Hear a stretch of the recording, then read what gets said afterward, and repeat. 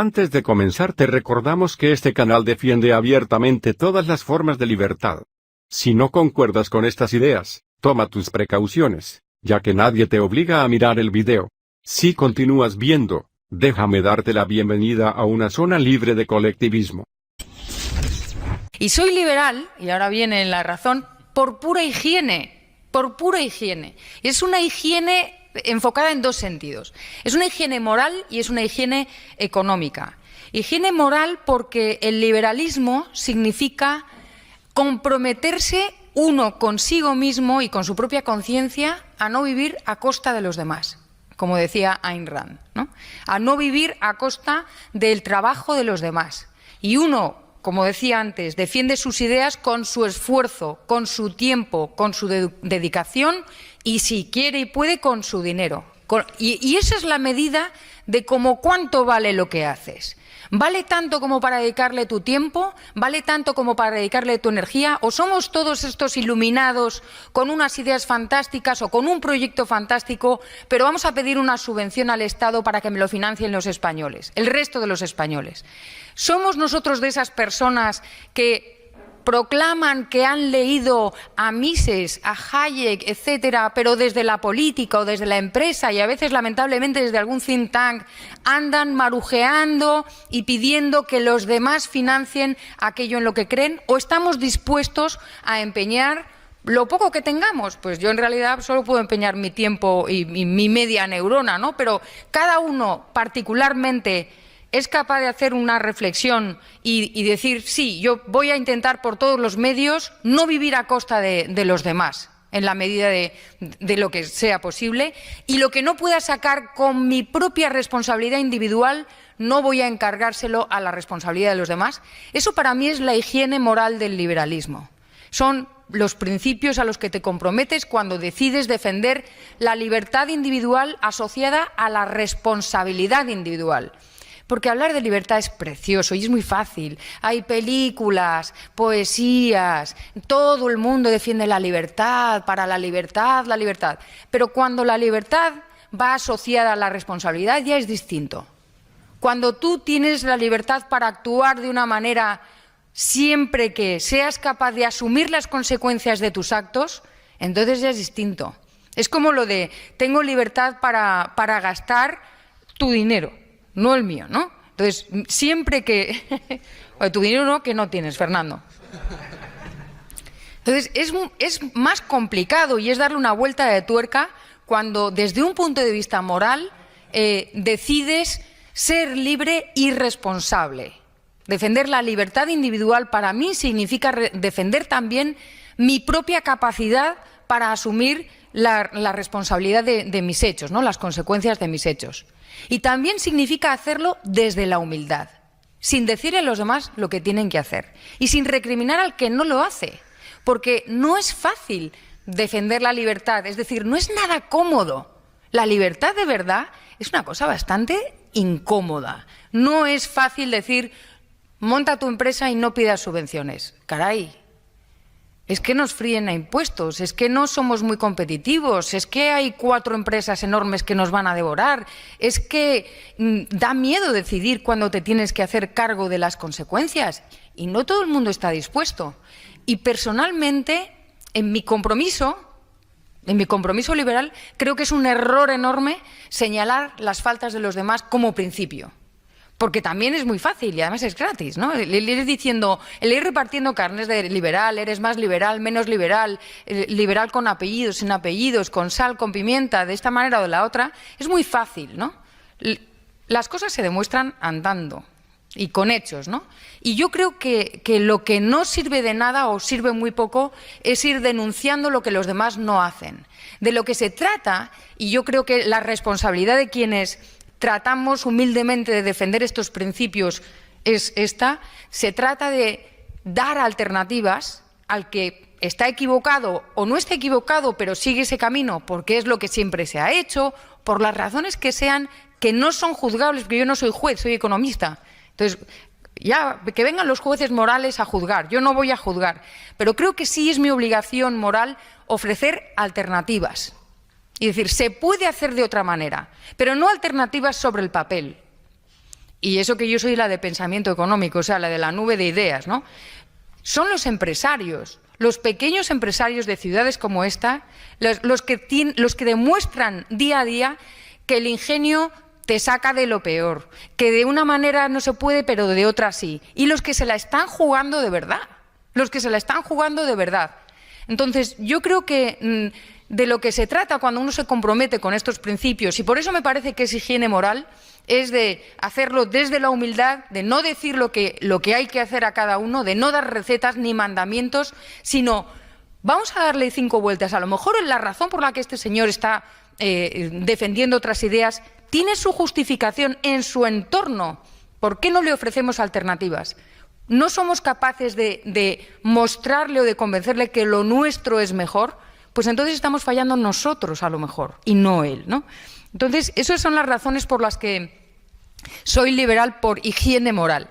Luego está el tema de la higiene económica, ¿no? Que casi es muchísimo más fácil de defender. Por eso hay muchas personas que son liberales en lo económico y son mega intervencionistas en lo demás y son de las que dictan la moral de los demás, pero luego quieren que les bajen los impuestos, que se creen que el liberalismo es solo lo de bajar impuestos, y para mí es algo que tiene mucha más consistencia, ¿no?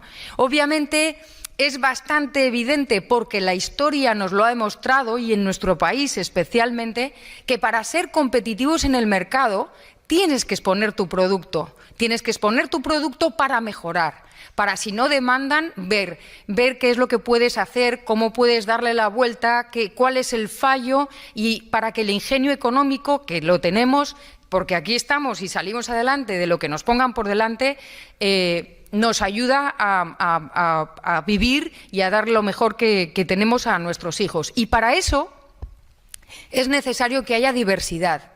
Diversidad dentro de la economía, pero no solo dentro de la economía, también dentro de las instituciones económicas, empresarial, etcétera, pero también dentro de la política, porque es donde la naturaleza nos muestra que la evolución busca su camino de una mejor manera, la solución se halla mucho más rápidamente y de una manera más eficiente si hay diversidad de respuestas. Si uno tiene un arco amplio donde elegir, es más fácil que encuentre su solución particular. Y esa es una de las razones por las que creo en la libertad económica, pero también en la diversidad política como fundamento de esta o la diversidad institucional como fundamento de esta libertad económica.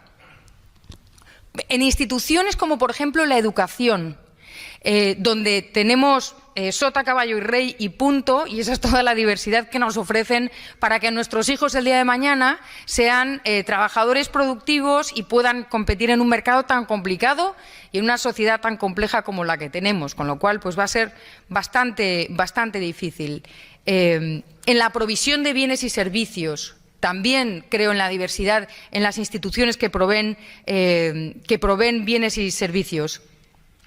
Y esta higiene moral y económica en la que creo, en la que me baso para defender o para explicaros, que con tanta amabilidad habéis venido a explicaros mis principios, está fundamentada en la historia.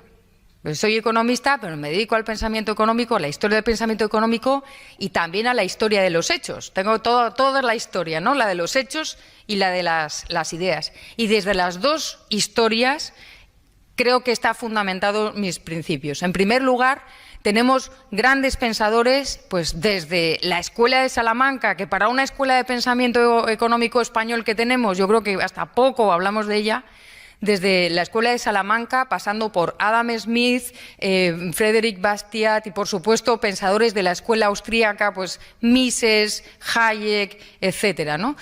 Tantos que, bueno, pues la verdad es que nos sobra casi, ¿no?, fundamento filosófico. Yo estoy convencida, a pesar de esto, que no hace falta leer a ninguno de ellos. Y sé que se está grabando y ya me van a echar del país, pero me van a quitar el carnet de liberal. Esto va a ser terrible. No hace falta leerles para ser liberal. No hace falta leer a ningún filósofo para comprometerse, para sentir la rabia cuando ves gente que vive del esfuerzo de los demás, cuando ves abusos o cuando ves que te imponen un monopolio, que te imponen un oligopolio, cuando ves que hay un llamado capitalismo que no es real, que es capitalismo de amiguetes, que encima pervierten el concepto de mercado haciendo mal uso y compinchándose con el poder. Esa rabia que uno siente y ese compromiso con la responsabilidad individual no es privativo de aquellos quienes leen estos autores. No hace falta, hay un liberalismo espontáneo que yo creo que brota, ¿no? Y luego de repente, y eso está muy bien, les lees y dices, vaya, qué bonito lo dice, ¿no? Lo dice mucho más bonito de lo que yo lo pienso, pero ya lo tienes por dentro, ¿no? Y sobre todo creo que me avala la historia económica. Me avala la historia económica en un país como España, donde esta mañana, hace unas horas, estaba explicando la economía, la política económica de la autarquía.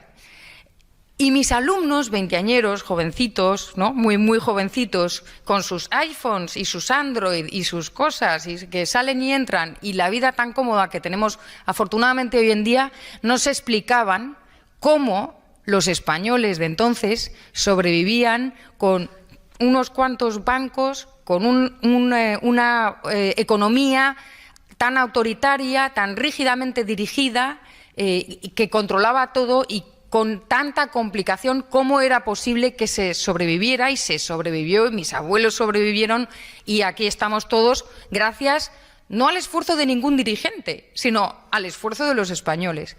Los mismos alumnos me decían, ellos, después de explicarles pues que cuando murió Franco, pues entonces se firmaron los pactos de la Moncloa y se entró en la Unión Europea, etcétera, que en realidad ellos mismos sacaron la conclusión de que en realidad la entrada en la Comunidad Económica Europea y en Europa tampoco fue el monopolio o la heroicidad de ningún político, por más que estuvieran ahí.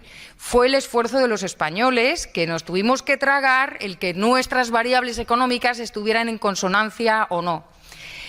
Al final, yo creo que la historia nos demuestra que la libertad económica es mejor para nosotros y para las futuras generaciones, pero sobre todo, mi idea al explicar y al estudiar historia económica es que la acción humana, colaborando unos con otros, asumiendo cada cual su responsabilidad individual, funciona en esta línea, en este camino, para promocionar valores y principios como los liberales en lugares como este, donde Pilar nos ha recordado que fue el primer centro donde la sociedad civil tuvo la oportunidad de reunirse, compartir y probablemente emprender acciones. Muchas gracias.